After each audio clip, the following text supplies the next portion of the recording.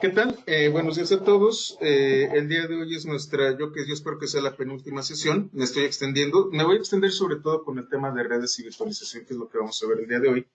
Y vamos a retomar esto no mañana martes, sino va a ser hasta el jueves 18. Tengo algunas actividades, aun cuando no regresamos a la universidad oficialmente, tengo que estar allá en unas guardias. Entonces, pues voy a tener que estar martes y miércoles en mi oficina. Voy a procurar no hacer mucha actividad precisamente porque quiero salirme lo antes posible de ahí. Entonces, martes y miércoles no vamos a tener sesión y nuestra última sesión muy probablemente sea el jueves. Muy probablemente que sea la última. ¿Entendido? No hay duda con respecto a esto.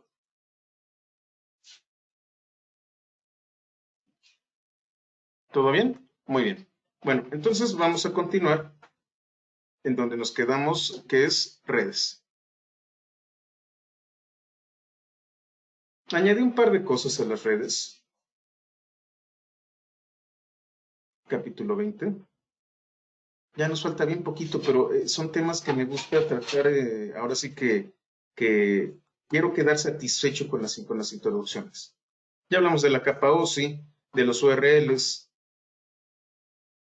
hablamos de las consultas, las direcciones IP, las intranets, dominios, TLDs, localhost. Y aquí viene una parte que les platiqué. Sí, así es, martes y miércoles no habría sesiones, solamente hasta el jueves. Hablamos del protocolo NAT, que significa traducción de direcciones de red.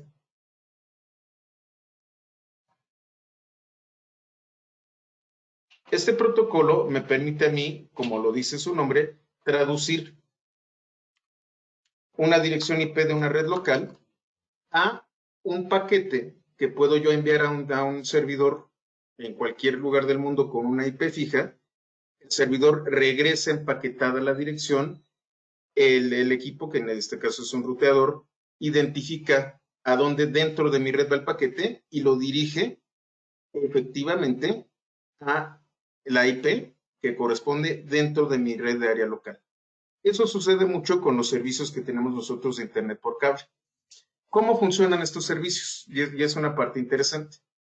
Normalmente son muy escasos las direcciones IP, son muy escasas y generalmente los grandes servidores, los grandes servicios de Internet ya manejan IP versión 6.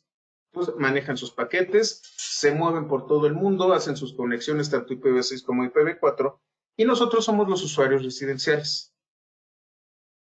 Cada uno de los servicios que dan, por ejemplo, Prodigy o pudiera ser Axtel, etcétera, Easy, todos estos, lo que hacen es a cada uno de nosotros nos dan una conexión. Esta conexión puede ser a través de un cable de cobre o a través de fibra óptica. Normalmente de cable de cobre es la tradicional, la conexión tradicional, en donde se les da, en ambos casos, lo que se conoce como un módem, modulador de modulador. En el caso de las señales de cobre, del modulador de modulador, del módem transforma, son impulsos eléctricos que viajan a través de estos cables de cobre. Cuando ustedes tienen fibra óptica, en realidad lo que ustedes están recibiendo son haces de luz entrecortados. En estos momentos, el cobre es carísimo, es muy caro. Tener cobre en un tendido de comunicaciones es extremadamente caro y a lo mejor ustedes han visto las noticias, particularmente en México, de que esos cables se los están robando. La fibra óptica, además de que tiene mayor capacidad de transmisión de datos, es mucho más barata y no le interesa a los ladrones. Entonces, lo que se ha hecho durante pues algunos años aquí en México, sobre todo en las zonas urbanas, es hacer una reconfiguración de cable de cobre a fibra óptica. Y al final de cuentas, estas dos maneras de llegan a la casa de los usuarios a través de un cablecito. Y ese cablecito se conecta al módem. Los módems actuales tienen varias funcionalidades. Además de ser un módem, van a ser ruteadores, gateways, pueden ser también firewalls. Ahorita vamos a ver cada uno de estos conceptos. Y aquí viene la parte interesante. Cada uno de estos módems tiene una dirección IP del tipo local. 10.0, 17, 172, 16. Es más, déjenme ver, creo que la puedo ver desde aquí. 192.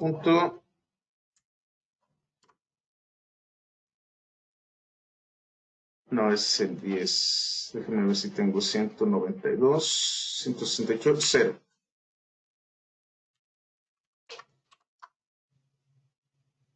No, creo que no la puedo ver.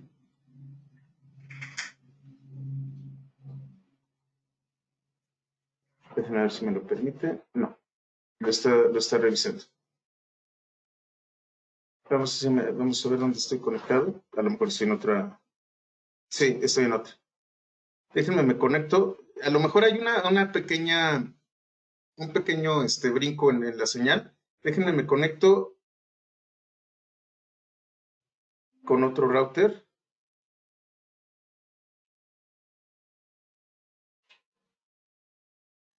¿Y me escuchan?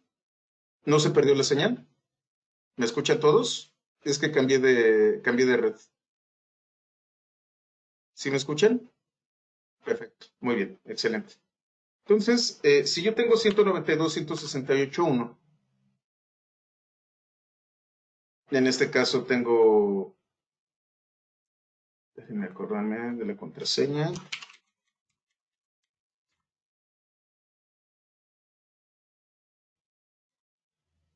Esto que tengo aquí es mi ruta de inalámbrico, es mi servidor de la Wi-Fi.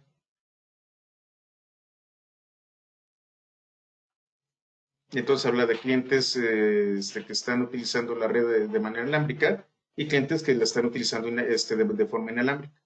En este caso, mi dispositivo que yo utilizo tiene conexiones también tiene entradas para conectar cables Ethernet. Aquí viene la parte interesante. Si me voy a Internet, me dice, está conectado a través de una IP dinámica y esta es la dirección IP que le está dando el servicio externo. 192.168.15.2. Y lo que está haciendo, a su vez, es generar una NET. Entonces tengo redes nateadas dentro de redes nateadas. ¿Cómo le hace NAT para que esto funcione? Si ustedes recuerdan, yo les comentaba que los datos de Internet utilizan paquetes o datagramas y que tenemos nosotros el cuerpo de datos que se envían y vamos a tener encabezados. NAT funciona añadiendo un encabezado particular sobre la dirección interna. Y entonces lo que voy a tener es paquetes con encabezados, que a su vez tienen otros encabezados y así otros encabezados que van de lo general a lo particular.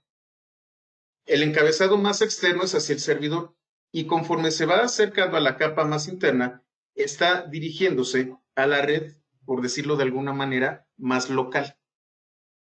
Así funciona el nateo. Entonces lo que nosotros tenemos es un ISP que debe tener 2 o 3 o 50 IPs fijas y a partir de ahí va a dar servicio al resto de los routers con un segmento local y a su vez el router dentro del usuario de oficina o de casa va a generar otra red local con otro segmento. Ese es el nateo. ¿Queda claro el concepto? Así es como funcionan las redes.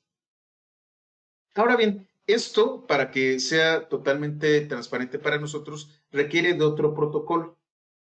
Seguramente ustedes lo han escuchado, que es el protocolo DHCP. Y volvemos a mi ruteador.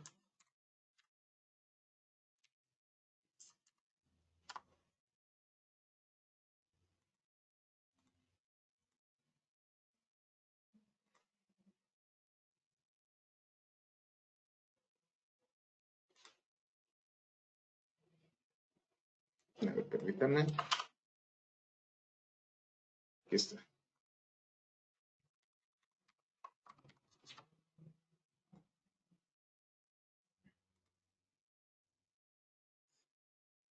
Aquí tengo un ruteador que puede funcionar a 2.4 y a 5 GHz, que son los anchos de banda en los que puede transmitir.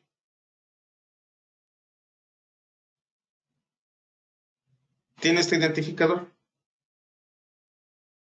Estas son las configuraciones inalámbricas del ruteador. Este es su nombre, tanto para la red a 2.4 como la de 5 Hz. Esto no es quinta generación, no es el 5G que funciona con el líquido de la rodilla derecha. Esto son los Hertz con los que está transmitiendo el ruteador.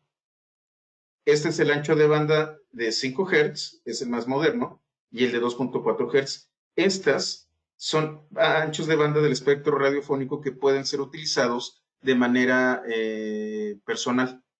Hay otros anchos de banda que están restringidos, por ejemplo, para radio FM, telecomunicaciones, etcétera, etcétera. 2.4 y 5 son para uso general. Aquí yo puedo manejar varias redes. Si se fijan, tengo una interfaz de 1 gigabit y otra interfaz de 100 megabits, además de las ¿cómo se llama? De las redes inalámbricas. Y aquí viene la parte interesante.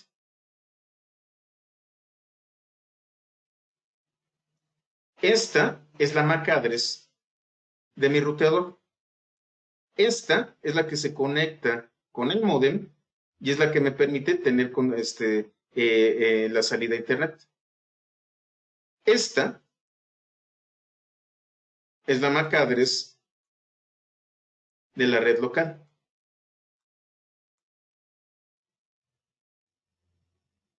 Y aquí tengo mis clientes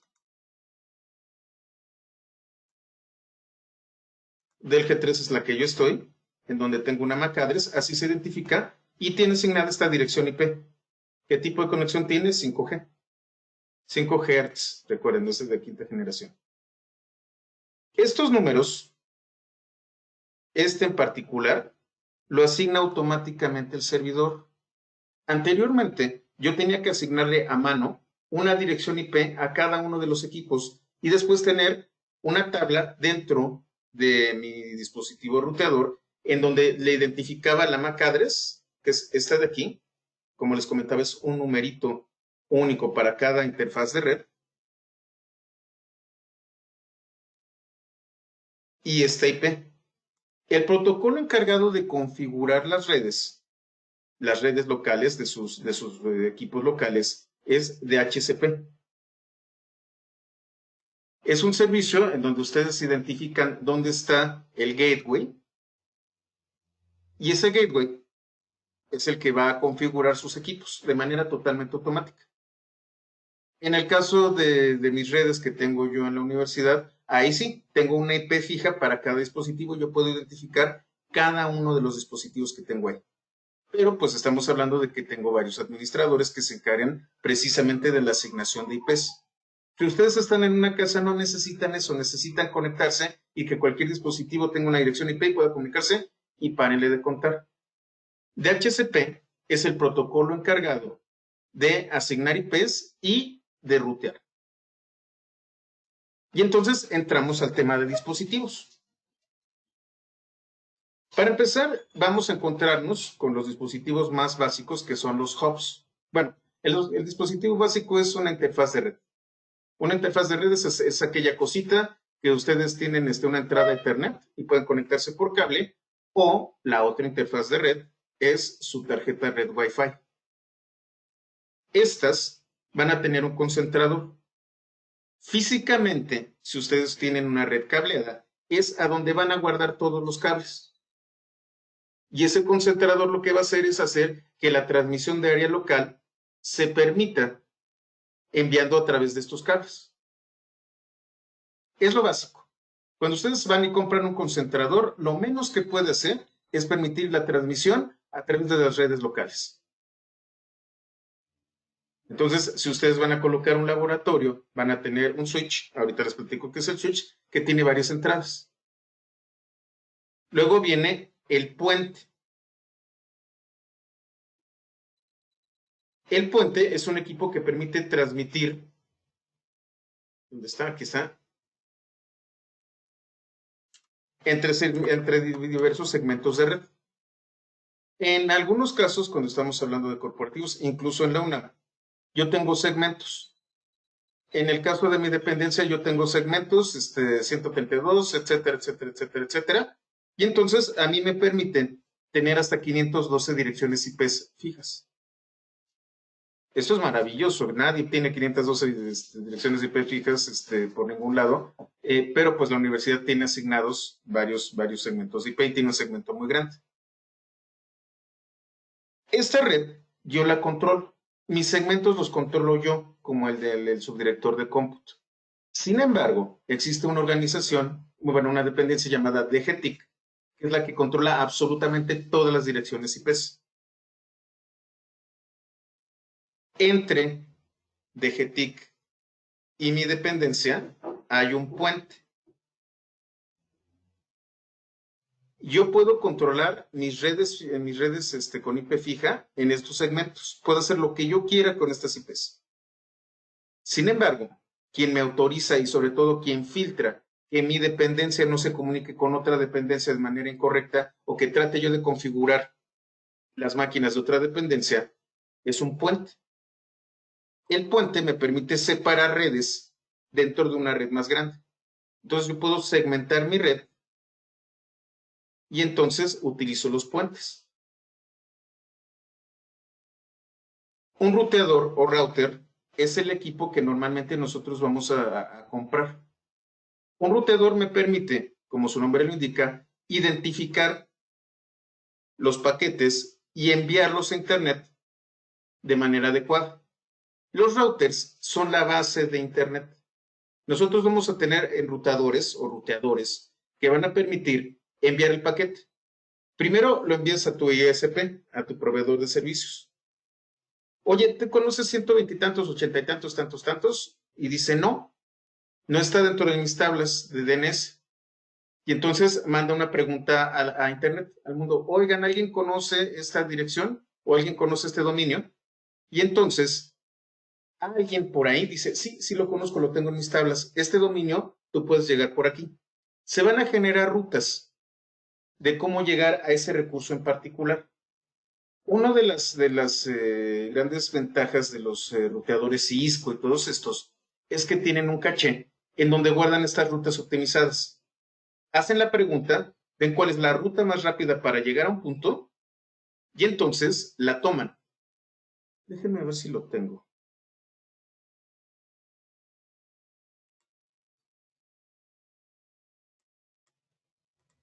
Déjenme entrar a... Ay, no, no lo tengo. Lo acabo de... Ah, pues a ver, déjenme ver si lo tengo aquí en la máquina virtual.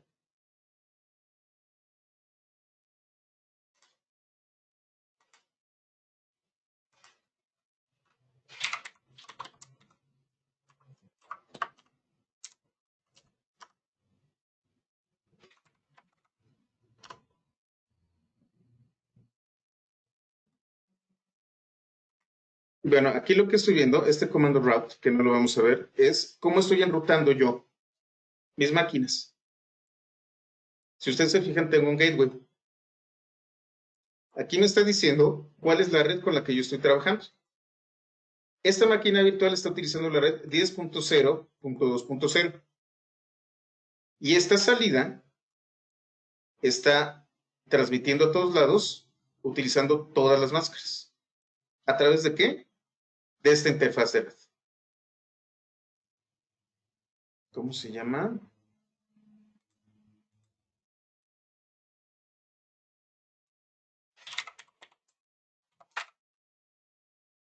Permítanme un momento. No, no se llama NetRoute, se llama...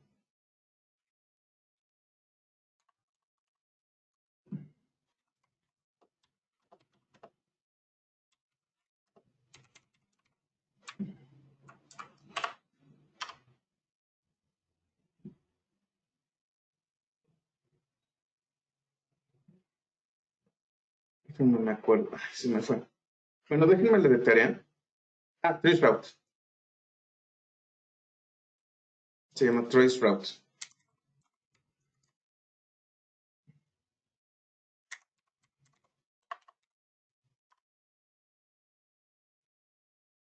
No, lo voy a tener que instalar. Ustedes no necesitan instalarla, es un ejemplo interesante.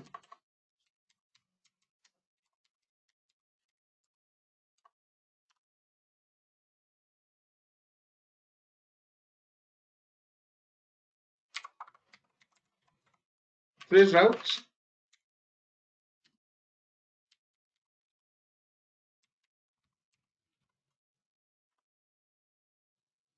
¿Qué es lo que voy a hacer? Voy a buscar este dominio.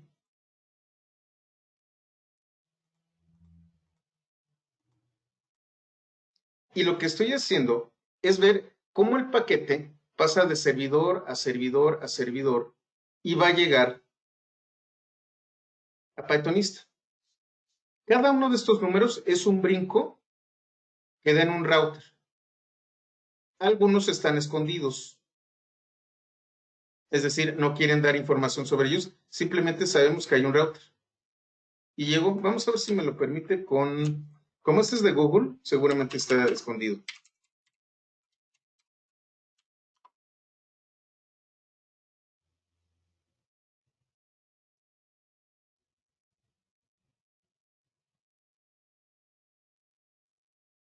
Sí, también están escondidos aquí.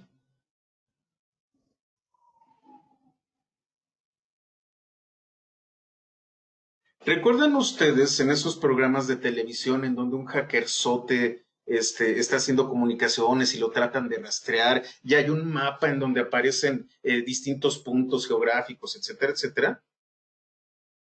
El comando traceroute es el que se encarga de eso. Lo que va a hacer es mapear la ruta, es un grafo, de cómo es que de mi máquina pasa a una máquina, llega al servidor. Híjole, es que no tengo ahorita instalado nada fuera de la máquina virtual. Ahorita tuve que hacer algunos cambios con ¿cómo se llama? Con el subsistema de Linux para Windows. Entonces ahorita no lo tengo instalado. Déjenmelo de tarea, a ver si mañana podemos ver traceroute en toda su expresión. Ahorita no se ve nada, pero espero que sacándolo de la máquina virtual podamos ver exactamente a dónde dio los brincos. 3RT en Windows, vamos a intentar. Gracias, Franklin, vamos a verlo.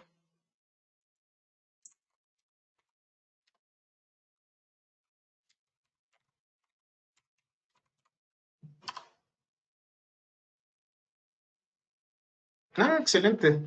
Sí funciona. Vamos a ver si lo logra identificar. De aquí paso a mi modem. Del modem salió por Axtel. Es la red en la que estoy conectado. Luego se pasó por Avantel, AT&T.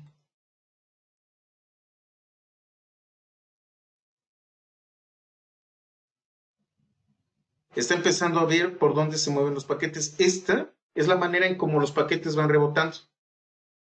Ahorita se fue a Vestel.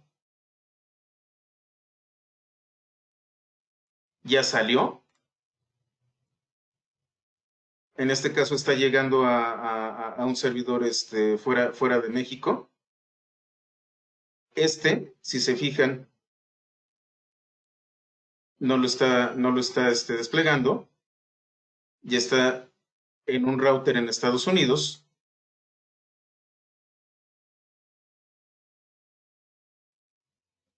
Fíjense cómo las IPs van brincando.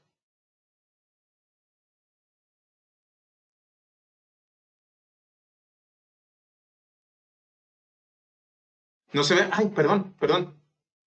Aquí está. Disculpen, estaba en el otro monitor. Entonces, de aquí salió y empezó a moverse.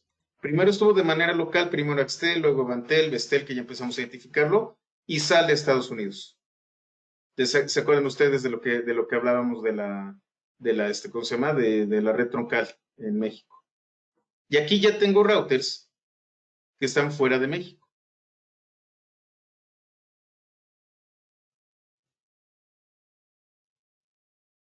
Vamos, se aparece, aquí está. Y entonces, estos fueron todos los rebotes que tuvo que hacer mi paquete para llegar a mi servidor.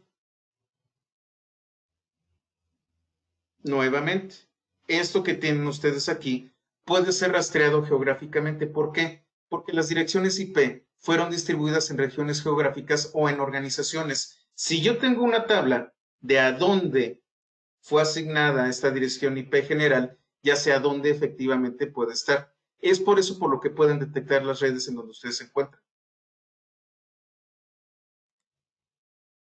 Esto es lo que en las películas se ven como los saltos en el globo geográfico, en el mapa mundial. Detecto la IP y dependiendo de cómo empieza la IP, del segmento de IP, yo puedo decir dónde está geográficamente.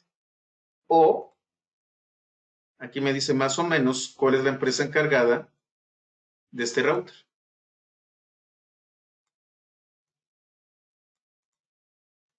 Así es como funciona Internet. Entonces, esas herramientas que ven ustedes en la tele, en películas, Traceroute en el caso de Linux y Trace-RT en el caso de Windows.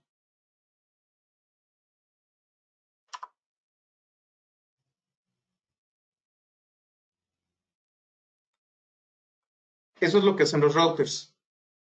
La pasarela de enlace o gateway es la encargada de darme la salida de mi red hacia una red superior. Entonces yo tengo una puerta de salida, por eso se llama gateway. Y cuando ustedes lo configuran también tanto en Linux como es más, vamos a hacer. Ustedes se van a, tengo aquí mi configuración, no, aquí no, permítanme. Está en el otro monitor, ahorita lo paso al otro. Todas las opciones, internet y red.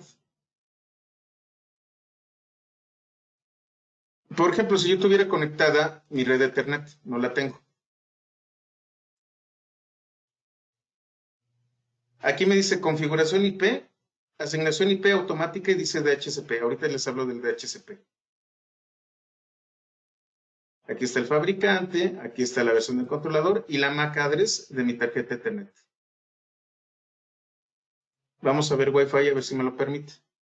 A veces no me da tanta información. Esto no debería de estar en el curso. Sin embargo, a mí me interesa mucho que aprendan de qué se trata esto de las redes. Este es Wi-Fi. Esta es mi red.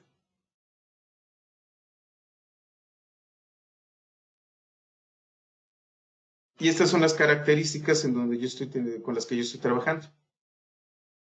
Si se fijan, aquí hay un servidor de DNS que va a guardar los nombres de la red local. Esta es la dirección IPv6 de la que tiene esta red. La dirección IP que tiene la red en particular en general. Esto es lo que yo tengo. ¿Quién lo configura? Lo configura, ay, perdón.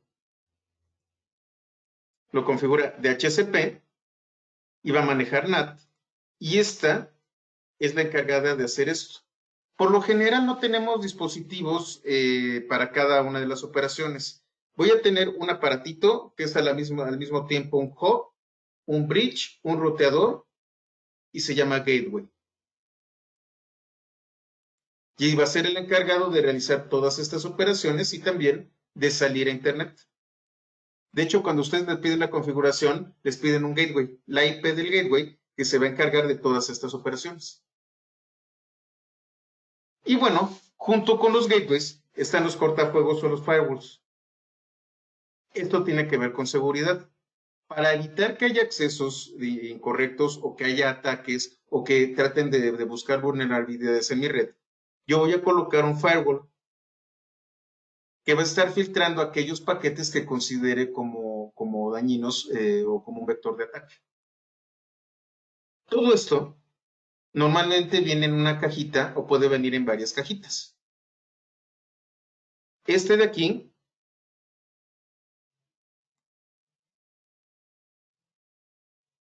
como ustedes pueden ver, tiene DHCP, tiene NAT, es un ruteador, también es un hub. Y también aquí yo tengo un firewall. Aquí le voy a colocar reglas específicas de qué IP o qué MAC address voy a estar bloqueando los accesos. Y aquí tengo algunos ataques que son los más comunes.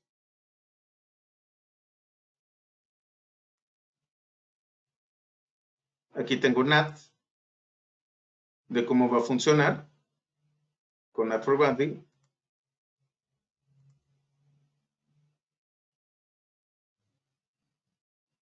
Y entonces en el mismo aparato yo tengo prácticamente todo lo necesario. Y aquí viene la parte interesante. Esta máquina en particular, mi router, utiliza una versión de Linux llamada OpenWRT.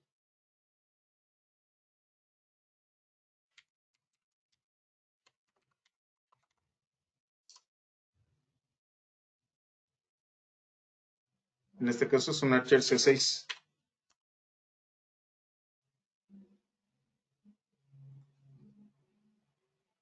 El proyecto OpenWRT es una distribución de Linux hecha exclusivamente para routers inalámbricos. Es un Linux.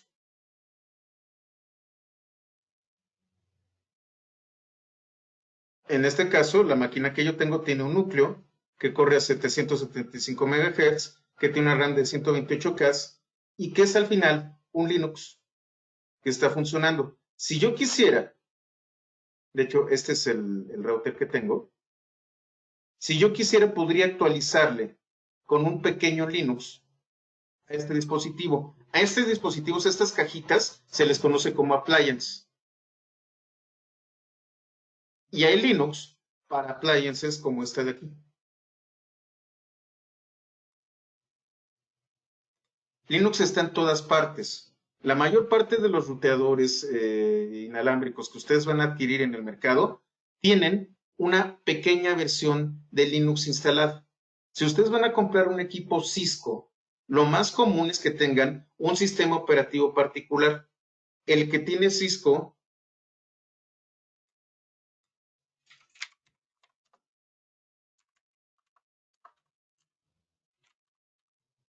es el proveedor más grande de sistemas de comunicaciones corporativos. Se llama Cisco iOS. Pero existen otros proveedores que lo que están haciendo en lugar de tener este propio sistema es un Linux que ustedes pueden inclusive administrar directamente a través de una consola. Es por eso por lo que es importante aprender Linux. Ya en este momento ya nos salimos de nuestra PC, ya vimos que puedo utilizar juguetitos como los que les he enseñado, o inclusive el router que ustedes tienen ahí. Si ustedes se van a OpenWRT, se los voy a colocar en el chat.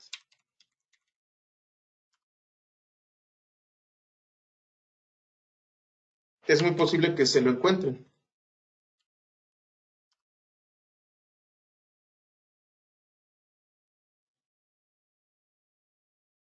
Al final de cuentas, todos estos dispositivos se convierten en en un solo appliance que puede ser gestionado por Linux. Entonces, la cooperación de cada uno de estos dispositivos puede ser realizada por un equipo basado en Linux y también cada una de estas funciones puede ser virtualizada. Eso es lo que hace VirtualBox. Si ustedes se van aquí a herramientas, si se fijan, tengo una red que dice VirtualBox Host Only Ethernet Adapter. A lo mejor no la tienen ustedes aquí. Yo tengo configurada esta red precisamente para generar una red dentro de todas mis máquinas virtuales que tiene una dirección. Voy a editarla. Si se fijan, tiene una dirección IP inicial, a dónde está trabajando, cuál es su IP versión 6, y un pequeño servidor de HCP.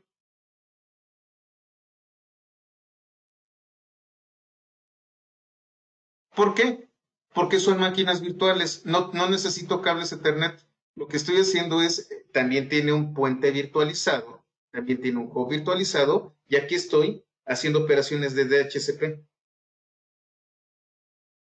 Cuando yo configuro la red, voy a cerrar esto, de una máquina virtual, ya se me lo permite, ya lo regué, claro.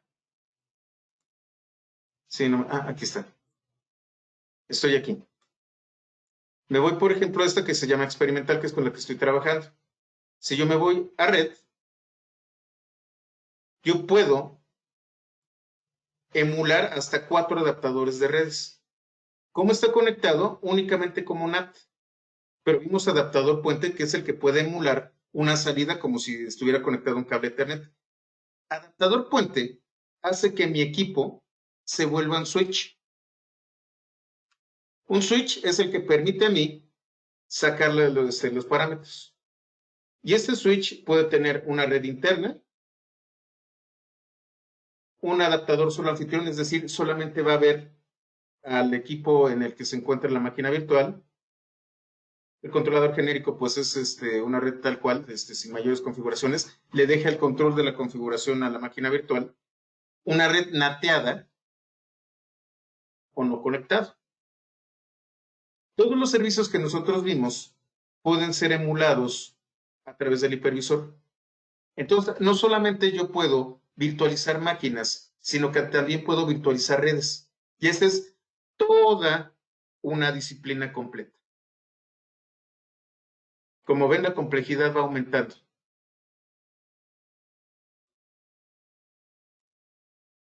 ¿Hasta aquí todo claro? ¿Estamos bien?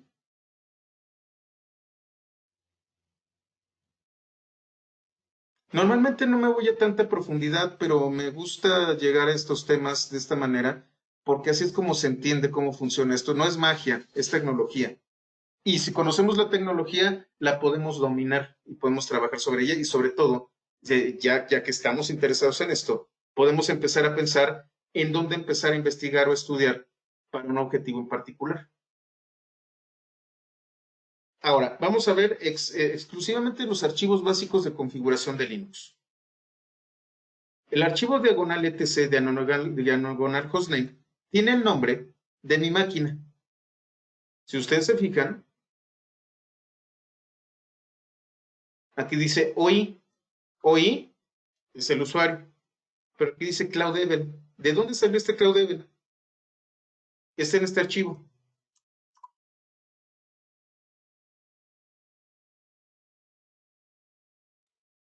Este es el nombre con el que se va a conocer esta máquina. Ese lo puedo editar y al reiniciar, entonces va a cambiar.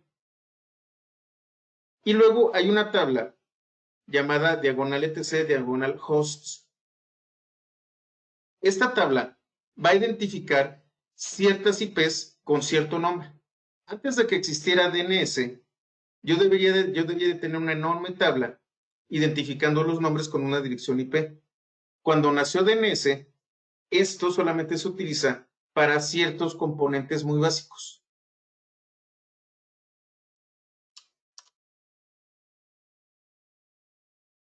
¿Para qué se utiliza?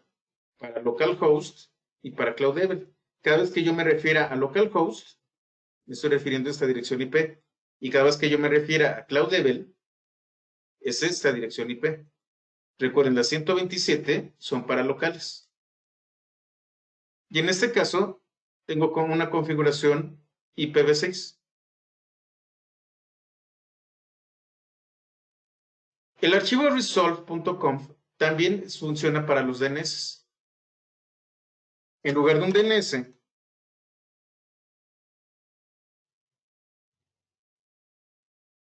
yo puedo tener aquí también una serie de elementos que me permiten decir cómo soluciono las IPs.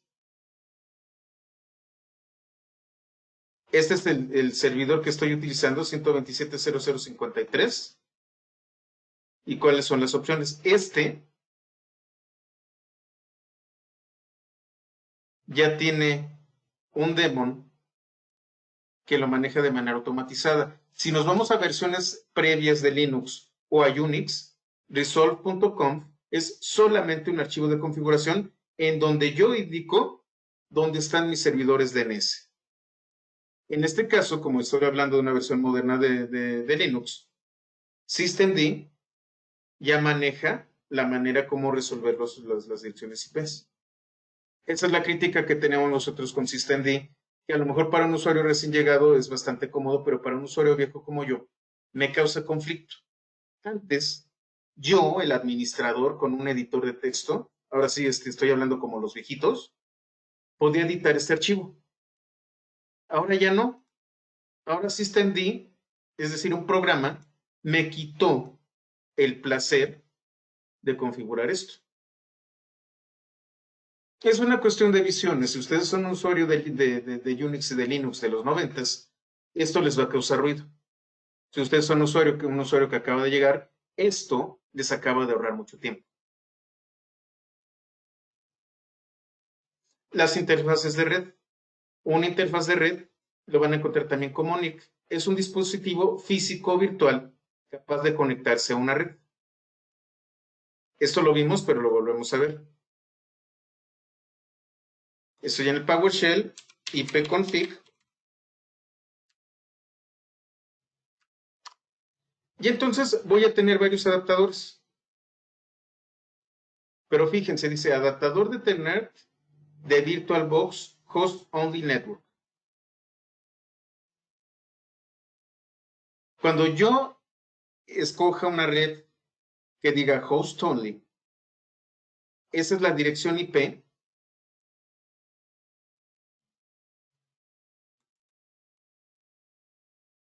con la que voy a estar trabajando. Y va a ser la dirección con la que me voy a estar comunicando con mi máquina.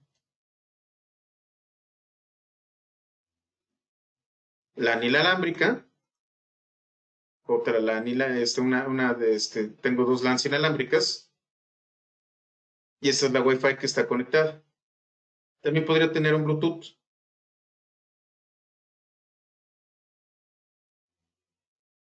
Me falta, ¿dónde está la alámbrica? Creo que no está ahorita.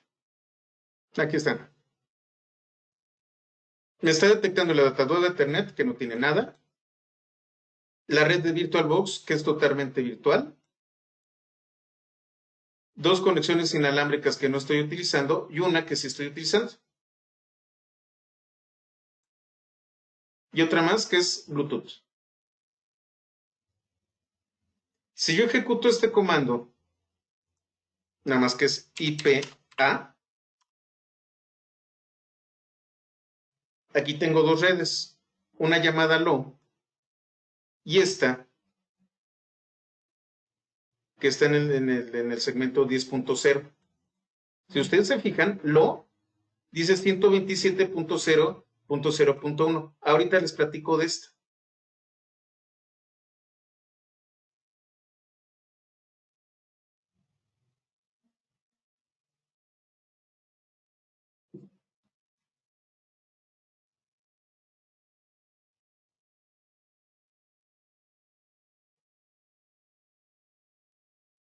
Vamos a ver dónde está. Aquí está.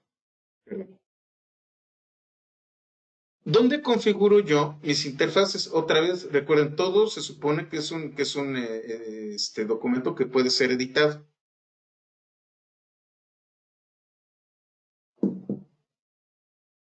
En el caso de Red Hat, la configuración de todas mis interfaces están en diagonal etc, diagonal sysconfig, diagonal network scripts.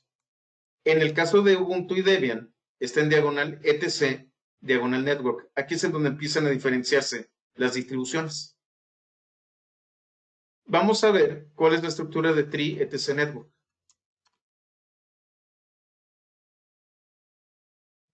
IF significa interface.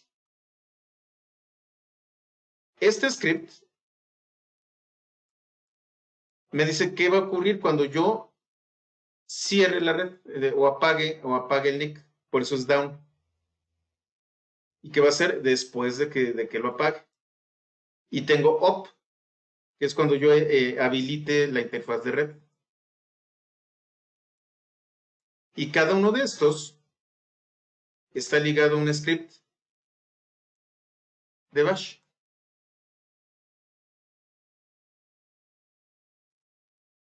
Vamos a ver.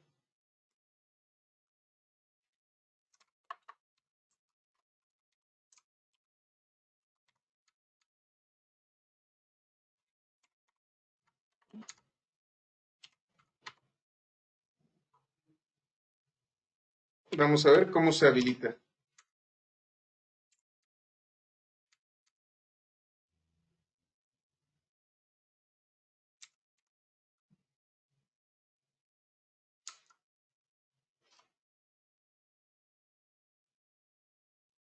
Este es el script que tiene que ver con edtool.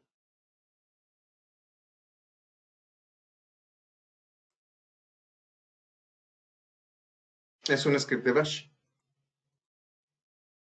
¿Qué otro tenemos? Este de WPA Supplicant. WPA es el protocolo que se utiliza para las conexiones inalámbricas.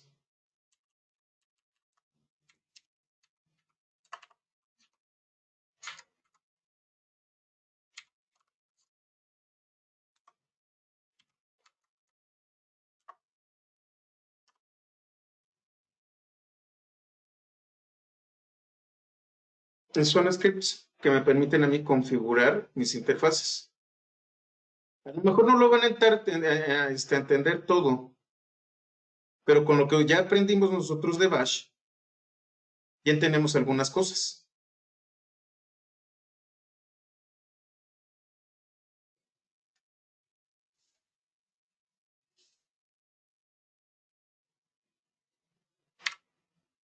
Al final son scripts los que se encargan de la gestión de mis interfaces de red. Esos mismos scripts que sean escritos en bash, que nosotros ya conocíamos.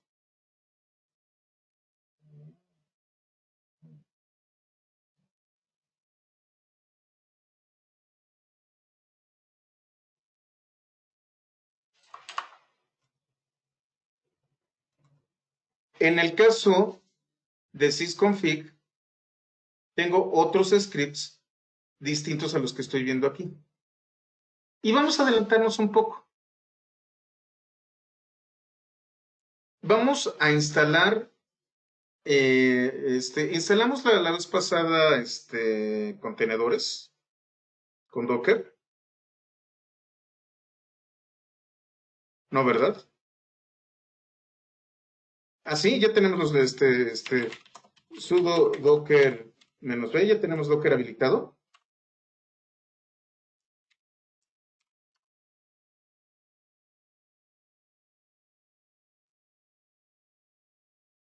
Ok, muy bien. ¿Todos están aquí? ¿Todos pueden ver esto?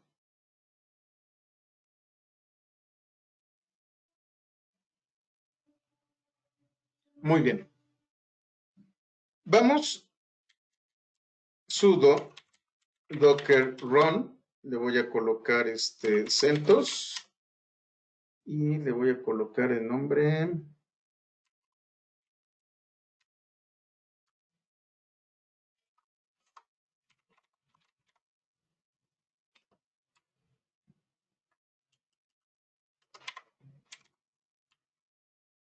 Ahorita lo colocan ustedes, déjenme, lo hago yo primero.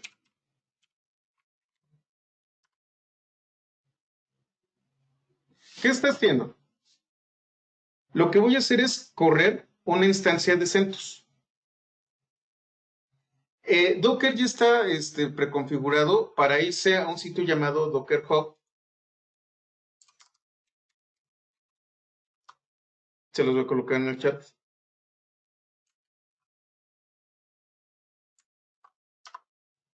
De aquí, de Docker Hub, lo que va a hacer es buscar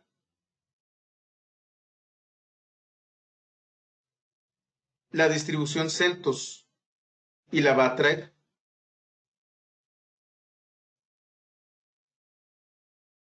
Aquí está, déjenme. Las nenas, está el código. Es lo que se me olvidaba.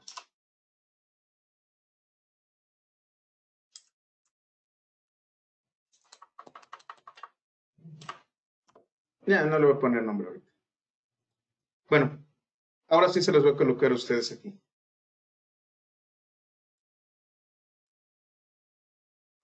Por favor, ejecuten esto de aquí.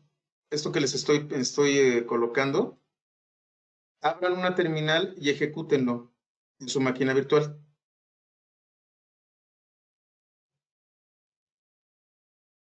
Lo que va a hacer es descargar una imagen de CentOS y se va a conectar de manera interactiva utilizando el shell de Beam Bash. Y entonces ustedes van a tener que cambiar el prompt. Dice root, arroba y un identificador. Me está indicando que está en raíz y aquí es en donde nosotros vamos a trabajar.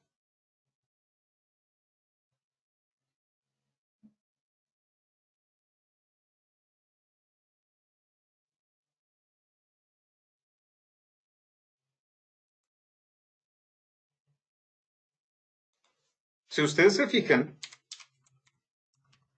que tecleo uname, que ya sabemos de qué se trata, tengo el kernel de Ubuntu.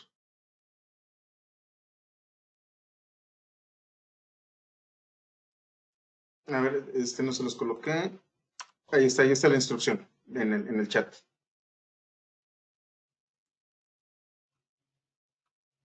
cat, diagonal etc, diagonal system, no, sysconfig,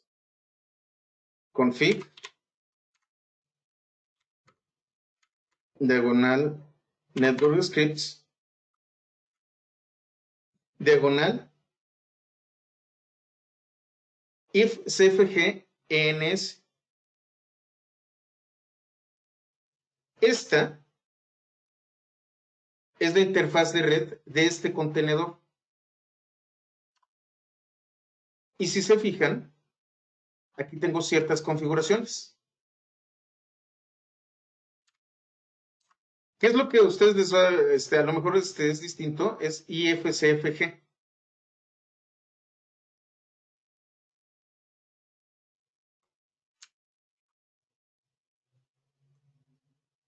Entonces, les voy a colocar en el comando, copiar, lo voy a pegar en el chat. Es cat, diagonal etc, diagonal sysconfig, diagonal network script, diagonal if, y al final teclean tab. ¿Para qué? Para autocompletar.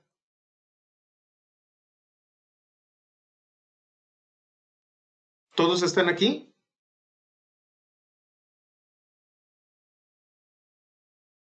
Este es un script dentro de CentOS. Tenía que hablarles de contenedores porque ahora sí ya hay diferencias entre sistemas operativos, entre versiones de Linux. Esto es lo que yo tengo de configuración por parte de CentOS, pero nos tenemos una plataforma Ubuntu. Les voy a enseñar ambas plataformas.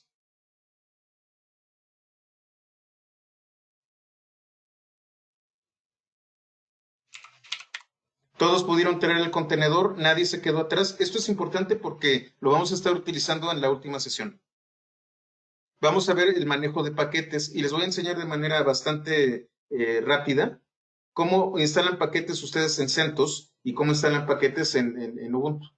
Entonces van a utilizar paquetes basados en RPM como CentOS, Red Hat, Fedora, creo que todavía está Scientific Linux, SUSE, y van a tener paquetes basados en .dev, en donde está Debian, Ubuntu, Mint, etcétera, etcétera, etcétera, etcétera. Y tenemos un kernel común, tanto para Ubuntu como para CentOS. En este momento, CentOS solamente vive en esta terminal. Si yo me salgo, regreso a Ubuntu.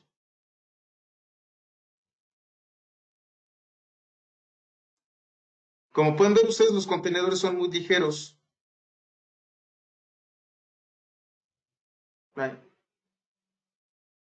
Hay un comando que es sudo, no sé qué hice, bueno, a ver, permítanme, sudo. ¿Todos me escuchan? Sudo docker images.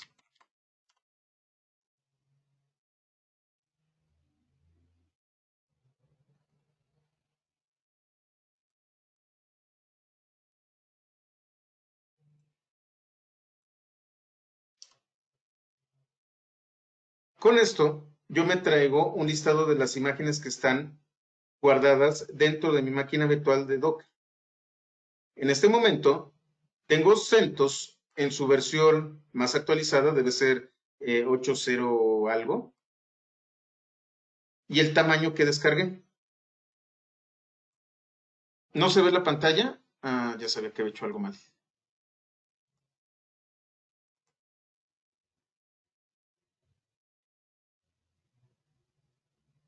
Ahí está. Sudo docker images.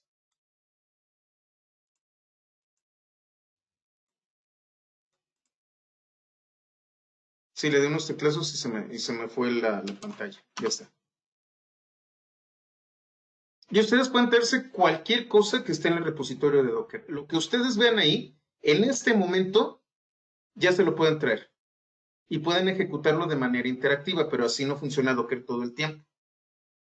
Como les comenté, hay todo un curso de Docker que ustedes pueden trabajar con él, pero en este momento lo único que vamos a hacer es utilizar un contenedor de forma interactiva para poder meter comandos.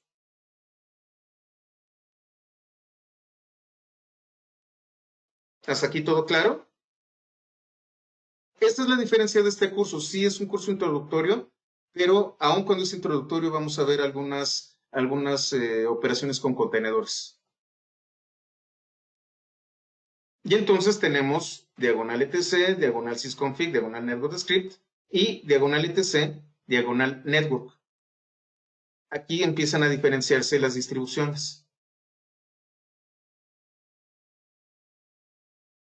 Hay un comando, que es el comando IP, que es un comando comodín. Me permite gestionar de manera unificada varias operaciones que tienen que ver con las interfaces de red.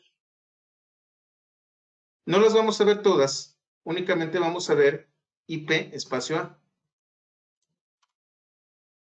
Lo que me va a traer es un listado de las interfaces que tengo en mi máquina. Tengo LO, ENP03S3, que es el dispositivo con el que yo me estoy comunicando con mi host. Y este, Docker Server,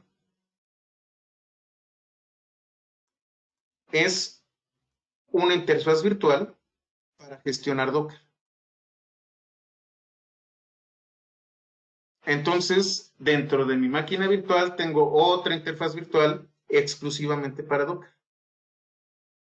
Esta es otra de las cosas que son interesantes con respecto a Docker y tiene que ver con virtualización.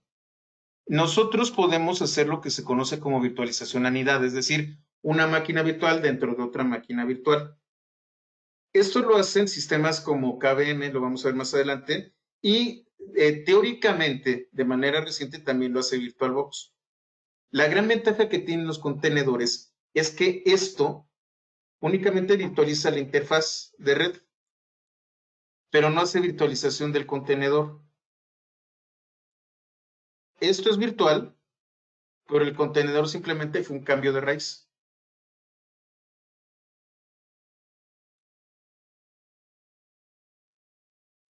Aquí está el manual de IP.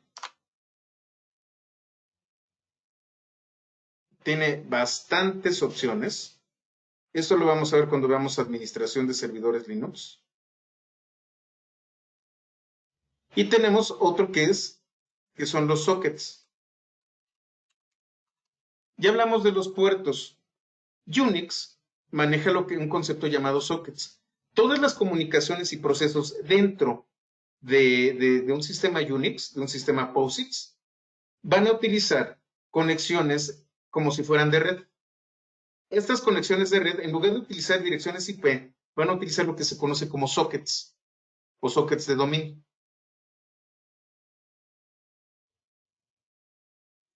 Entonces, las comunicaciones que hay entre aplicaciones dentro de un sistema Linux, y ya estamos hablando de muy bajo nivel, se hacen a través de TCP/IP. Y en lugar de direcciones IP, se utilizan lo que se conocen como sockets.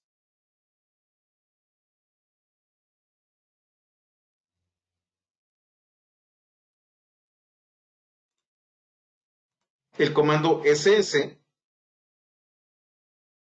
que me permite monitorear el monitoreo de red a través de sockets.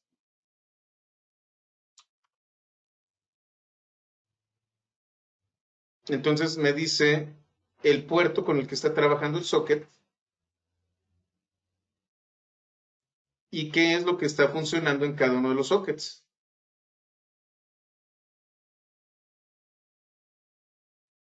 Por ejemplo, tengo containerd. Este socket es el que me permite las comunicaciones con Docker. Tengo un daemon que está escuchando utilizando el protocolo TCP/IP. Yo puedo mandar peticiones como si fueran de IP, porque también hay una API. Híjole, ya me voy a meter con temas de APIs. Bueno, hay un servicio funcionando que está escuchando en TCP/IP y al que yo puedo acceder utilizando comandos de red. Híjole, si me meto a API, me voy a tardar todavía más. El journal, el bus del sistema, todo esto son comunicaciones a través de protocolos TCP/IP, pero son totalmente internas del sistema operativo. Si ustedes quieren programar y hacer interacción con ciertos componentes del sistema, van a utilizar sockets y TCP/IP. Esto ya es programación en C, o ya es programación avanzada con Python o con ¿cómo se llama? Bueno, cualquier otro lenguaje de programación. Aquí ya estoy metiéndome a muy bajo nivel. Aquí está la máquina, la man page. Y si ustedes se meten a sistemas Unix viejos, se van a topar con una serie de comandos que ya son obsoletos en Linux. Ifconfig, netstat, arp y route. Estos comandos todavía se utilizan en algunas distribuciones. Pero ¿qué ocurre? El kernel avanzó, se volvió cada vez más complejo el kernel de Linux. Las implementaciones de ifconfig, netstat, arp y route ya no son compatibles con el kernel de Linux. Ahora, estas operaciones las realizan IP y SS. Si ustedes tienen dudas, pueden irse a esta liga y entonces lo que van a tener aquí es el comando que era viejo y cómo utilizando IP, este es el nuevo comando. Link, route, MAD, todos estos, al final de cuentas, IP es el comando que los está realizando.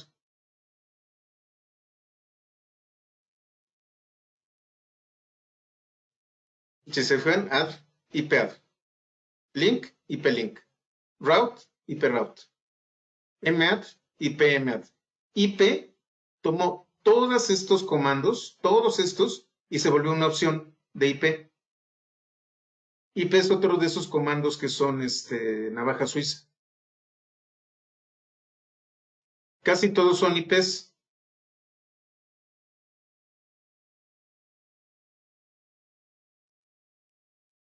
Y aquí tengo SS.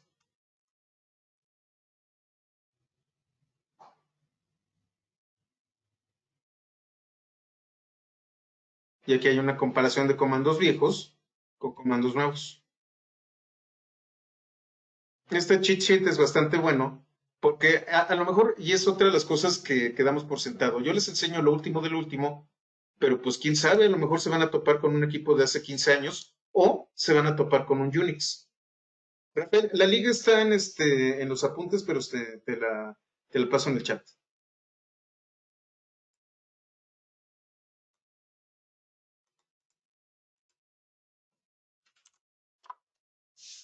Ahí está. Como ven, las redes en Linux son su especialidad, pero son muy complejas. Tienen que aprender muchísimas cosas. Estamos hablando de que son cerca de, pues yo creo que son más de 100 protocolos de TCP/IP los que se manejan actualmente para distintas cosas y para diversas capas. Y para cada protocolo hay una implementación y para cada protocolo existe una interfaz que puede ser programada.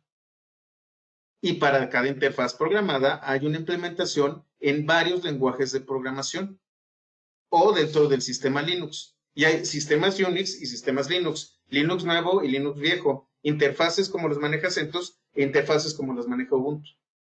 Es muchísimo. A ver, Rafael, como que no me da claro eso del kernel común. El kernel es este componente de software que hace interactuar el hardware, lo que tú te trajiste con el BIOS, con el sistema que van a utilizar el resto de los usuarios. Es el componente crítico que se encarga de enlazar el hardware y algunos servicios de seguridad y manejo de memoria y comunicaciones con el resto de las aplicaciones, Rafael. Kernel en inglés es núcleo. Tú tienes un solo kernel y con los contenedores lo que vas a hacer es compartir el kernel. Es por eso por lo que es tan ligero traerse un contenedor. Si tú quisieras traerte una máquina virtual, que es el siguiente capítulo, espero que lleguemos, lo que vas a hacer es emular por completo todo el sistema y vas a tener un kernel distinto para la máquina virtual. Los contenedores lo que hacen es un solo kernel y cambias la raíz. Si entiendes lo del cambio de raíz que vimos con Cherut y todo este tipo de cosas.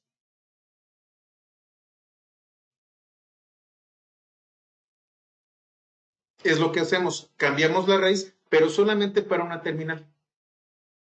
Todo lo demás, los procesos, la memoria, el kernel, etcétera, etcétera, no son cambiados, únicamente la raíz. Y como en Linux y en Unix todo es un directorio o es un archivo, es muy fácil hacer los contenedores. Simplemente cambio la raíz y entonces estoy haciendo referencia a otras cosas.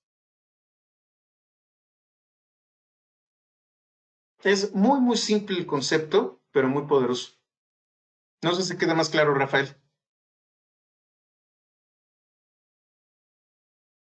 ¿Estamos todos bien? Recuerden, pueden preguntar todo lo que quieran y si no entienden, lo machacamos, no hay problema. Ya nos pasamos un poquito de tiempo, pero la intención es esa, no dejar dudas.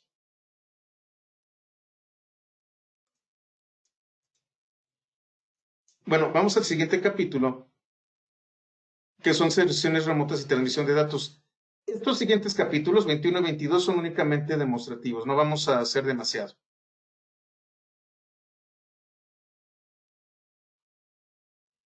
Ahora, ya tenemos ¿cómo se llama? Todos los protocolos, ya sabemos cómo configurar las redes, ya identificamos cómo está configurada dentro de nuestro sistema. Bueno, ahora vamos a comunicarnos. ¿Qué herramientas de comunicación utilizamos nosotros? En un principio, si las comunicaciones que yo tenía eran muy básicas, eran a través de terminales. Nada más. No teníamos otra cosa más que una horrorosa terminal de este tipo y las conexiones yo las tenía que hacer a través de comandos. Gerardo, tú si andas por ahí, pues te has de acordar de Spin que así era como lo hacíamos. ¿Cómo nos conectamos? Utilizando Telnet, que es un protocolo particular, y para traer archivos y para poder hacer gestión de archivos utilizábamos FTP. Telnet y FTP todavía se utilizan para dispositivos que utilizan puerto serial o USB. Déjenme ver si lo tengo aquí. Permítanme un momento, ¿eh? No, no, no me, denme un segundito.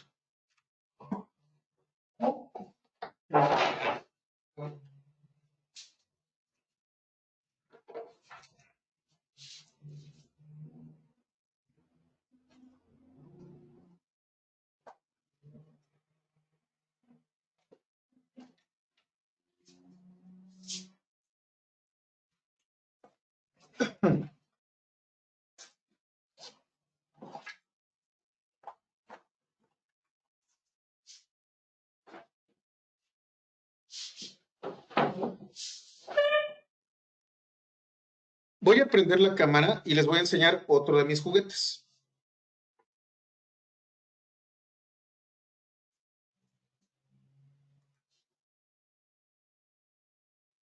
Ok, aquí está. Hola, ¿qué tal?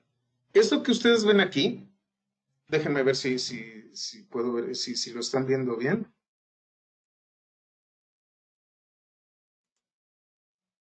Aquí está. Esto que ven ustedes aquí es un sistema basado en SP32 con un controlador RISC-V. Al final, yo puedo conectarme a esta cosa utilizando la USB. Voy a cerrar ahora mi cámara y lo voy a conectar. Voy a tener que hacerlo de tarea.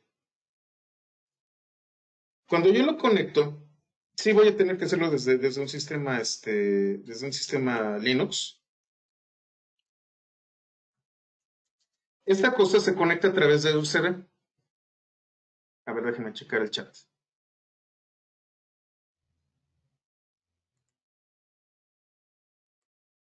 Así es, Gopher y Verónica y todo ese tipo de cosas.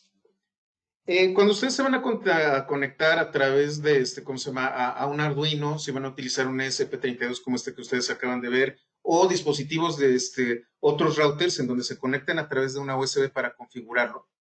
Por lo general van a utilizar Telnet. Y entonces van a abrir una sesión muy básica para hacer comandos básicos. ¿Por qué? Porque son sistemas Linux muy simples y en donde hay mucha seguridad porque se están conectando por el cable. Ya llegaron al hardware, ya no pueden hacer otra cosa más que conectarse. En equipos como estos que ven ustedes aquí en los de Internet por de las cosas, ni siquiera necesitan un usuario y un password. Lo único que necesitan es una conexión. Y esto lo pueden hacer a través de Telnet. Telnet, diagonal dev, diagonal TTY USB 0, por ejemplo, si estoy utilizando una terminal USB. Y entonces con Telnet me voy a conectar a esta máquina. Telnet, como yo les comento, es cuando ustedes se conectan a través de USB o a través de puerto serial. FTP fue uno de los primeros protocolos para la transferencia de archivos. El problema con FTP es que la transmisión de los archivos se hace en texto plano. Si hay alguien escuchando, va a saber qué es lo que están ustedes transfiriendo. Sí, el usuario Anonymous, etcétera, etcétera, Gerardo. Sí, estamos hablando de tecnologías muy viejas en donde todo el mundo confiaba en las demás personas. El mundo ya cambió, esto es el viejo oeste, y entonces tenemos que cuidarnos. Es por eso, por lo que salió un protocolo y un servicio llamado Secure Shell o SSH. Secure Shell es un servicio basado en una arquitectura cliente-servidor capaz de realizar conexiones cifradas de punto a punto. Yo puedo tener sesiones con las que puedo trabajar de manera segura. Normalmente, tanto Linux como Windows tienen ya un cliente. De hecho, esa es una de las noticias más recientes con respecto a Windows.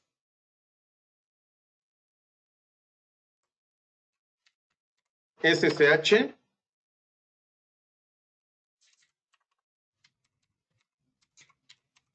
cloudlevel.com, le voy a colocar José Charro. Secure Shell me permite, como su nombre lo indica, levantar un shell como el usuario que estoy colocando aquí, luego la arroba, en este servidor.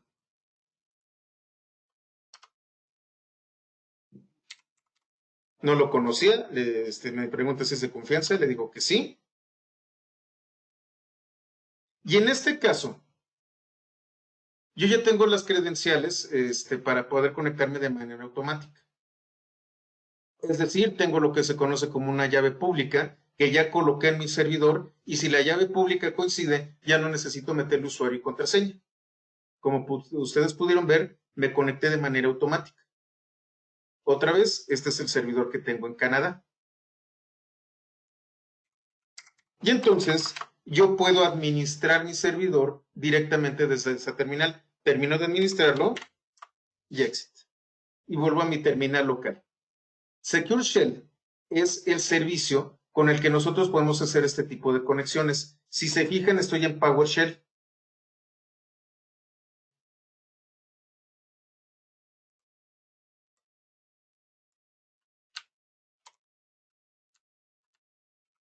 Ahí. SSH cosech@redlevel.com.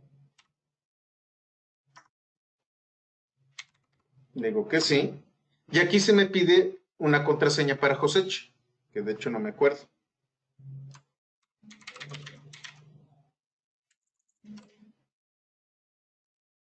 No, no es esta.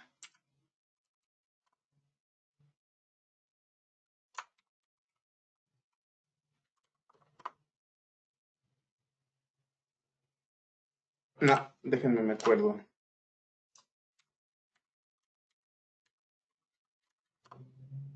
Ahí está. Y entonces aquí me pide una contraseña. ¿Por qué? Porque como estoy trabajando en una máquina virtual que acabo de crear, no le pasé la llave pública para que la detectara automáticamente. Como hago muchas operaciones de administración con este servidor, en mi máquina con Windows ya tengo una llave pública que generé, que instalé dentro de Secure Shell, y entonces ya no necesito la credencial, pero solo puedo acceder a través de esta máquina. En este caso, en la máquina virtual, como no tengo una llave pública instalada en mi servidor, me pide usuario y contraseña. Pero siempre requiere autenticación. Después de SSH te alejaste de Unix. Ah, Gerardo, pues es una lástima porque te perdiste muchas cosas. Secure Shell es uno de los principales componentes para generar VPNs, las redes privadas virtuales. Secure Shell no solamente permite abrir una terminal de este tipo, sino que puede abrir una terminal gráfica. Esta es la parte interesantísima de Linux. Nosotros también para las terminales, para las terminales gráficas, tenemos una arquitectura cliente-servidor. Yo puedo tener un servidor en Canadá colocado aquí, un servidor de las X, así se llama el servicio gráfico, y puedo tener un cliente en México.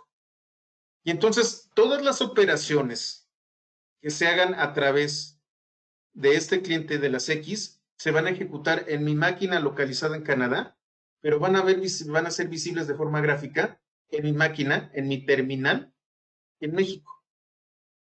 Del mismo modo, yo puedo, si yo tuviera más servidores aquí, yo puedo conectarme a los servidores que están dentro de la red de la máquina en Canadá.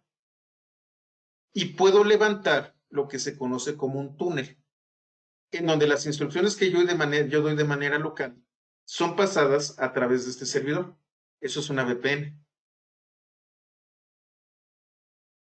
Y entonces, por ejemplo, yo puedo habilitar una VPN con Secure Shell aquí, utilizar la IP de mi máquina local y conectarme al servicio de Netflix de Estados Unidos. Y como esta IP es de Canadá, entonces me va a decir, ah, no tienes el acceso restringido. ¿Cómo es que Netflix identifica dónde estás? Por los segmentos que le dio a Prodigy, que le dio a Axtel, etcétera, etcétera. Entonces dice, ah, tu IP es de México, no te voy a dar acceso. Solamente si es una IP que saben que geográficamente está en Estados Unidos o en Canadá, es cuando tienen Netflix de Estados Unidos. Así es como funcionan las VPNs. Déjenme me salgo. Y eso es Secure Shell. Yo necesito, si quiero recibir este tipo de comunicaciones, necesito habilitar un servidor de Secure Shell. No está instalado. Sudo apt install OpenSSH server -y.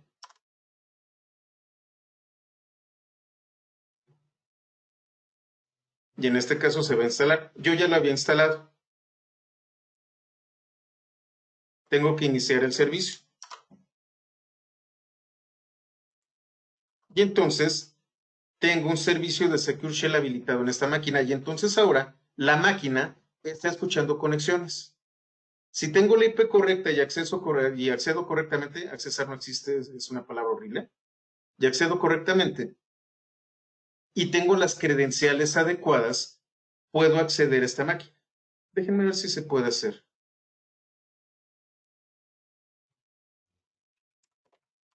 Estamos hablando de que es 10.0.2.15.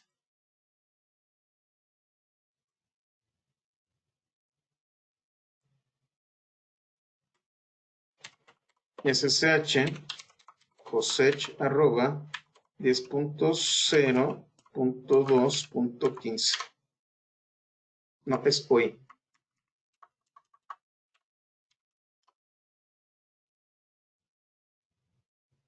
Creo que no me lo va a permitir. No la tengo configurada así, solo es una red nateada.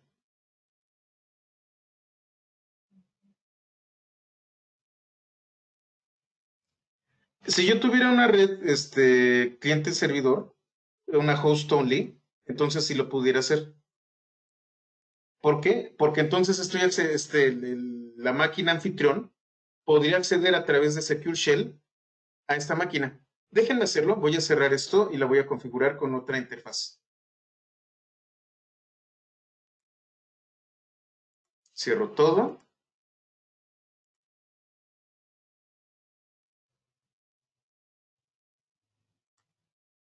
Tengo experimental, me voy a configuración y voy a utilizar red.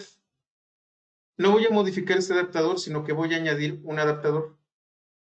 Lo habilito, lo voy a conectar como adaptador solo anfitrión. Si se fijan, dice Virtual Host Only Ethernet Adapter. Y le doy a aceptar. Vuelvo a iniciar mi máquina.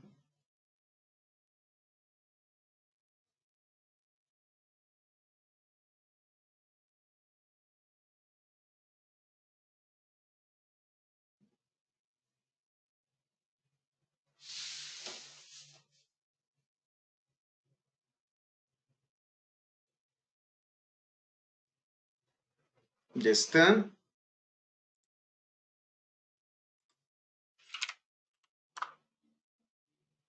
Estoy aquí. Abro una terminal. IPA.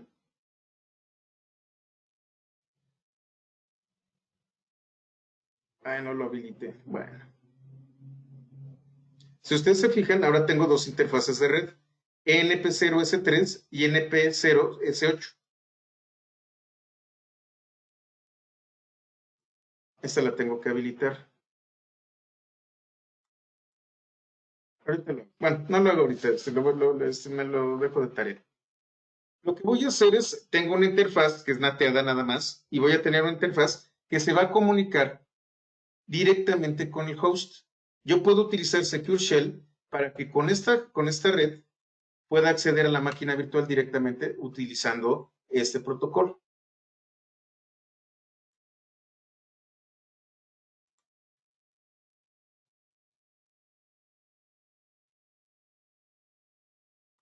Con esto yo puedo tener sesiones remotas. Existen variaciones del Secure Shell. Tengo el cliente, que es SSH, y a lo mejor ustedes que han trabajado en Linux y seguramente se han conectado, han escuchado de PuTTY. PuTTY es un cliente con una interfaz gráfica de Secure Shell para Windows. No sé si alguien de ustedes ha utilizado PuTTY, es muy común.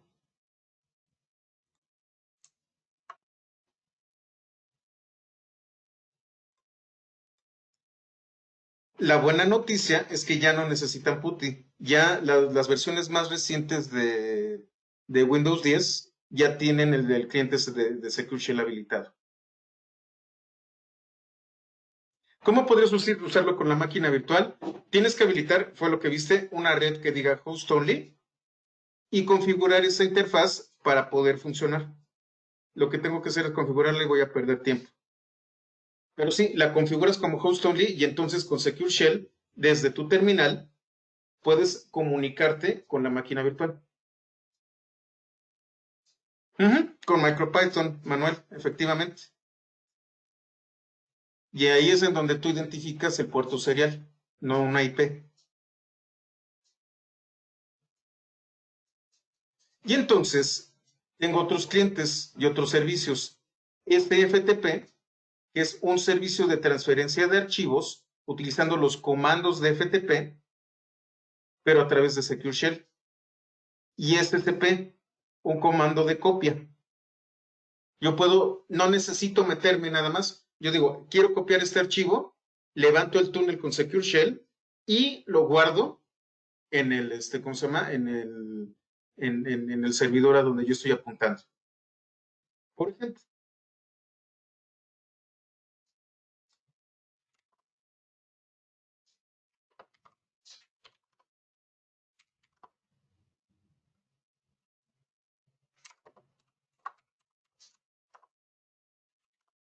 yo tengo, por ejemplo, cloudlevel.png, que es el archivo de la imagen de Cloudlevel, el logo. SSP, voy a copiar cloudlevel.png.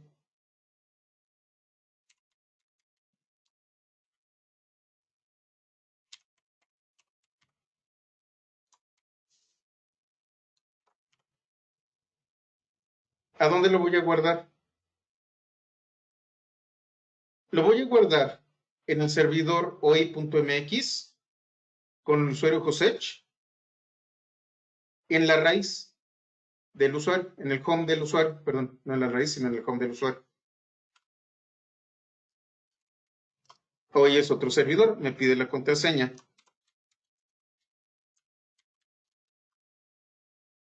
Y entonces lo que hice fue copiar de mi máquina virtual, me conecté por Secure Shell y lo único que hice fue copiar.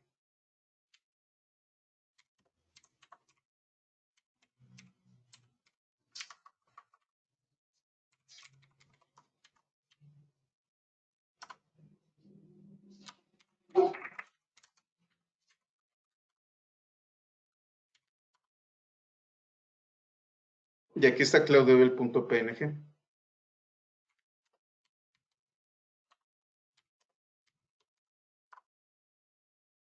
El 15 de junio, a las 3:34, la hora del meridiano gringo allá, fue cuando se escribió cloudlevel.png en este servidor.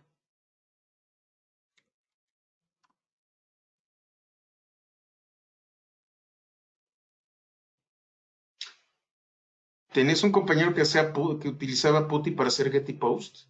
Ah, eso es interesante. Bastante rudimentario, pero interesante, Gerardo. Ay, eso sí se hizo por las piedritas. Bueno, tengo otros comandos como rsync. Rsync me permite a mí sincronizar archivos. Lo puede hacer tanto en archivos locales como en archivos de red. Rsync, digamos que es el papá de Dropbox. Si yo quisiera hacer respaldos completos de sistemas, utilizo rsync. No está dentro del alcance del curso, pero rsync lo que hace es archivo por archivo, me lo va copiando a otro lado y verifica que los archivos sean iguales. wget es para obtener elementos utilizando el método get de HTTP a un recurso. ¿Qué es esto de aquí?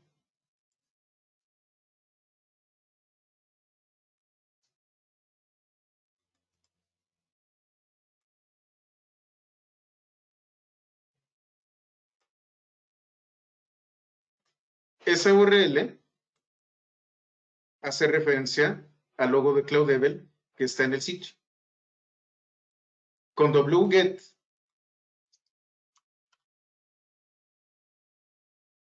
lo descargo.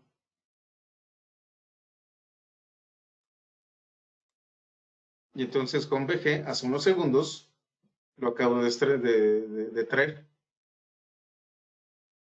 Y hay una herramienta muy avanzada que se llama Curl. curl. Es un comando que lo vamos a ver en administración de redes, que me permite emular diversos protocolos a través de una biblioteca llamada libcurl. Maneja todos estos protocolos. Está en todas estas distribuciones y sistemas operativos y me permite, a través de la línea de comandos, generar conexiones con todos esos protocolos y mandar instrucciones o, ¿cómo se llama?, recibir datos. libcurl es una herramienta avanzada de transmisión de datos utilizando la terminal. Y Git, bueno, Git es un sistema de control de versiones en donde si ustedes se van... Ay, tengo muchas cosas prendidas aquí. Clone https clouddever.com/cd 411. Déjenme ver. Gitcode. Van a desayunar las copilotas, entonces están loquitas. Se los coloco en el chat. Ahí.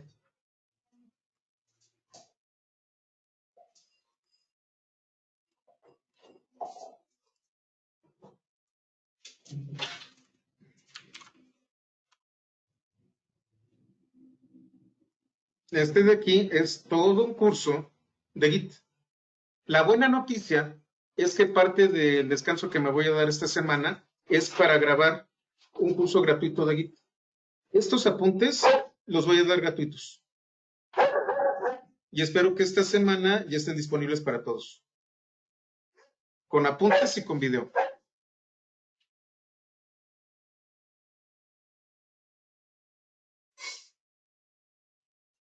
Y son solamente algunas de tantas herramientas que yo puedo utilizar para poder trabajar desde la línea de comando con conexiones por Internet. La más importante de todas, bueno, todas son muy importantes, pero yo considero que la más importante es Secure Shell. Es la que me permite tomar control de dispositivos a distancia, de servidores a distancia. Y luego tengo curl, que me permite hacer prácticamente cualquier operación con muchos protocolos de Internet. Si ustedes manejan Secure Shell de manera cotidiana, pues prácticamente lo que les he enseñado va a servir para prácticamente todo en un servidor Unix o en un servidor Linux. Son 20 para las 11. Me va a dar poco tiempo de hablar de virtualización. Virtualización también requiere de su tiempo. Entonces, vamos a dejarlo aquí y vamos a hablar de paquetes de software. Híjole, sí va a ser jueves y viernes. Virtualización y paquetes los vemos el jueves y el viernes estos dos son bien rápidos. Me estoy extendiendo mucho, espero que no les cause demasiado ruido. Gerardo.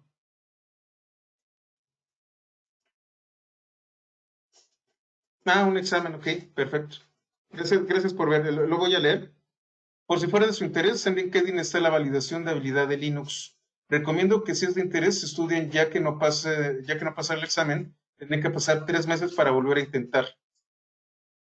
Ok, interesante, Gerardo, qué bueno que hay una validación de LinkedIn de Linux, esa no me la sabía. Entonces, bueno, voy a quedarme aquí. Vamos a hablar de virtualización únicamente de forma conceptual. Vamos a hacer paquetes de software tanto para Debian como para Red Hat. Y ya después viene el tema de fechas, horas y seguridad básica. Entonces, lo dejamos aquí para que empecemos virtualización completa desde la siguiente sesión. Y recuerden, nos vemos el jueves.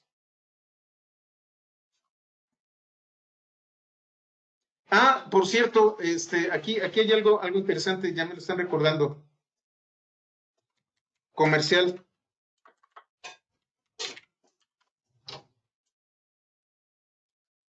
Ya voy a sacar,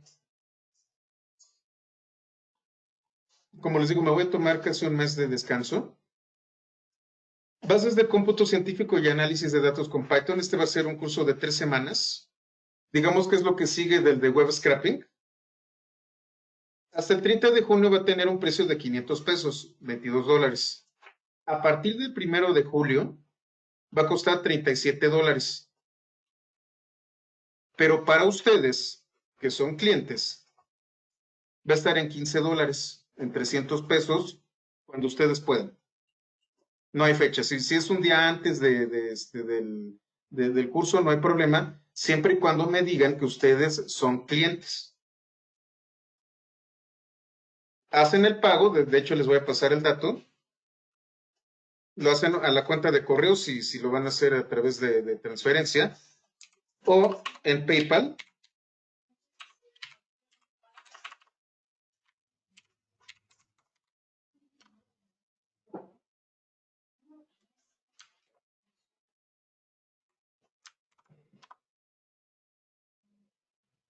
Aquí ustedes le ponen la cantidad, ese soy yo, ese payaso soy yo. 15 dólares.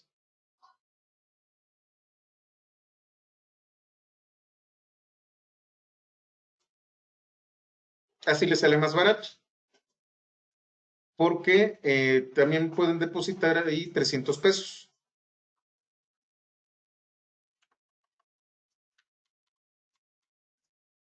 Una vez hecho el pago,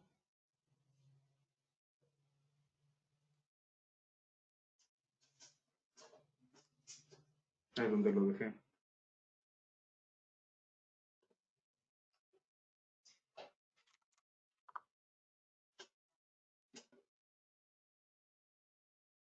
Una vez hecho el pago, por favor, váyanse aquí y aquí dice hasta el final, registro de pago. Llénenlo, por favor, ya saben, es el formato este. Y en comentarios, coloquen que son cliente. Y entonces con eso sé que ustedes son un cliente y que les estoy dando el precio especial, que no hay en ningún otro lado. Es de 15 dólares o de 300 pesos en cualquier momento. No hay fecha límite. Perdón por el comercial, pero me lo habían preguntado en privado, entonces ya saben qué hacer. No, CUDA no lo vamos a ver en PAI 311. De hecho, CUDA lo voy a dar con Fortran y no sé si sea este año. Lo que sí vamos a ver, y por cierto, ¿quién fue ¿Quién fue el que me sugirió lo de Dask?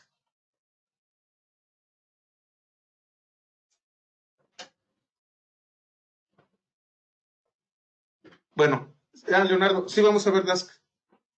No vamos a ver CUDA, pero sí vamos a ver cómputo paralelo, utilizando herramientas más de alto nivel. ¿Quién lo preguntó? Franklin. Sí, no vamos a ver CUDA, pero vamos a ver Dask, y Dask tiene que ver con procesamiento en paralelo.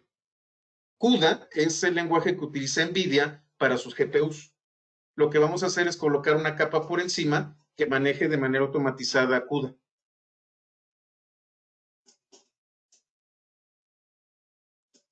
Entonces, bueno, disculpen el comercial, pero me lo habían preguntado y vale la pena, se los estoy dejando a muy buen precio. Como ven, pues bien, podría estar cobrando cientos de dólares por estos cursos, pero la verdad no se trata de eso.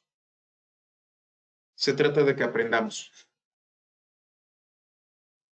Entonces, bueno, terminamos esta sesión. Nos vemos hasta el jueves y yo espero que ya jueves y viernes terminemos. Muy bien, pues muchas gracias y hasta la siguiente.